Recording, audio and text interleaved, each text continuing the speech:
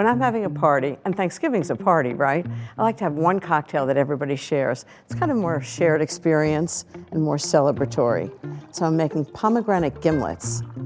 So I made the mixture, poured it into a cocktail shaker. You have to shake it for 30 seconds.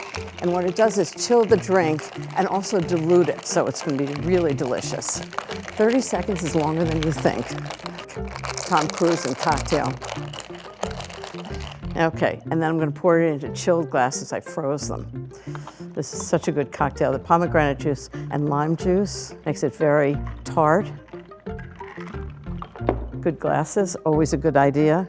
A little slice of lime. And I like to put pomegranate seeds at the bottom. And that's a pomegranate gimlet. And with the gimlets, I like to serve really simple hors d'oeuvre. And this is toast with fig jam, goat cheese, and fresh figs. It's just assembled, and it's really good. Just layers of flavor. Everybody will love them. Happy Thanksgiving. Don't mind if I try it. Make sure it's really good.